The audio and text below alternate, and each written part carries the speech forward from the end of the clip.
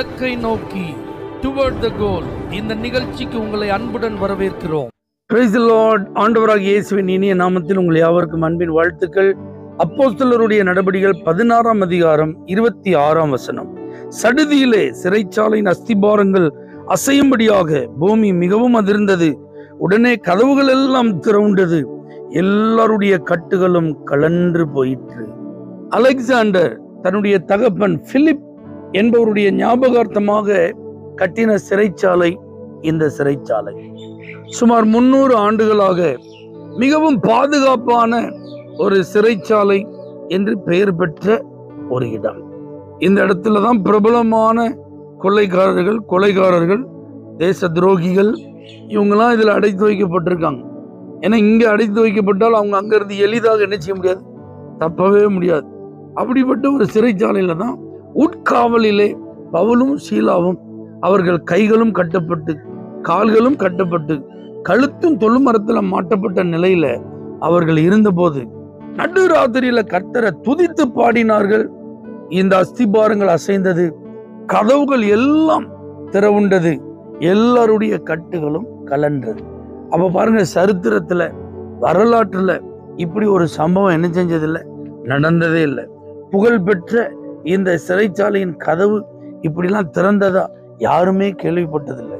ஆனா தேவனுடைய பிள்ளைகள் இருவர் ஒருமனப்பட்டு துதித்து தேவனை பாடின போது இந்த அற்புதம் நடந்தது.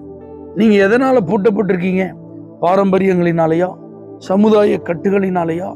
இந்த தடைகளில் இருந்து ஒருவரும் வெளியே வந்ததே இல்லை. இப்படி பாதிக்கப்பட்டவர்கள் விடுதலை அடைந்ததே இல்லை. இந்த மாதிரி கட்டுண்டவர்கள் விடுதலையான செய்தியை நான் கேள்விப்பட்டதே இல்லை. அப்படிப்பட்ட ஒரு நெருக்கடியில நான் மாட்டிட்டேன். அப்படிப்பட்ட ஒரு சூழ்நிலையில நான் சிக்கி இருக்கிறேன்.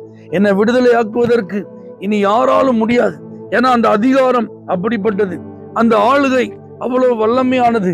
இனி இதிலிருந்து நான் வெளிவருவது என்பது கூடாத காரியம் என்று நினைத்து கொண்டிருக்கிறீர்களா? ஈஸியா வெளியே வந்துடலாம். உங்க கட்டுகளில் இருந்தும், உங்க சிறையிருப்புகளில் இருந்தும், உங்களுடைய வேதனைகளில் இருந்தும், உங்களுடைய கடினமான சூழ்நிலைகளில் இருந்தும் நீங்கள் தேவனை துதித்து பாடுவீர்களானால், அது எந்த இடமா இருந்தாலும் பரவாயில்ல, எந்த சூழ்நிலையா இருந்தாலும் பரவாயில்ல, எந்த நேரமா இருந்தாலும் பரவாயில்ல, கணவனும் மனைவியுமா நீங்க இணைந்து இன்னைக்கு துதித்து பாருங்க. நல்ல கர்த்தரை பாடி இன்னைக்கு ஆராதிச்சு பாருங்க. அல்லது பெற்றோர் பிள்ளைகளா இணைஞ்சி தேவனுக்கு மகிமை செலுத்துங்க. உங்க வீட்டுக்குள்ள எந்த கட்டுகள், எந்த கதவுகள் உங்களை சுற்றிலும் அடைக்கப்பட்டு நீங்க பூட்டப்பட்ட நிலைமையில் இருந்தாலும் இயேசு உங்களை உங்க விடுதலையாக்குவார். இயேசு உங்களை வெளியில கொண்டு வருவார். பலவீனம் உங்களை பூட்டி வச்சிருக்கிறா? பொருளாதார குறைவு உங்களை அடைத்து வைத்திருக்கிறதா? வியாதி அல்லது கடன் பிரச்சனை அல்லது குடும்ப பிரச்சனை அல்லது வேலையில் இருக்கிறதான ஒரு பாதிப்பு, தொழிலில் ஏற்பட்ட முடக்கங்கள், படிப்பில் ஏற்பட்ட தோல்வி அல்லது நீங்கள் எதிர்பாராத விதத்தில் சந்தித்த ஒரு நிந்தனையும் அவமானமும் உங்க வாழ்க்கையவே சிறைபிடித்த ஒரு சூழ்நிலை காணப்படுகிறதா? உங்களுக்கான நம்பிக்கையின் செய்தி இதுதான்.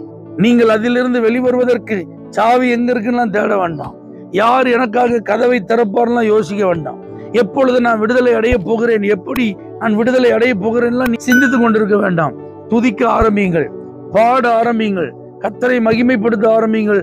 இயேசு இன்றைக்கு உங்கள் பூட்டப்பட்ட கதவுகளை திறந்து ஒரு பெரிய அற்புதம் செய்து உங்களை வெளியிலே கொண்டு வருவார்.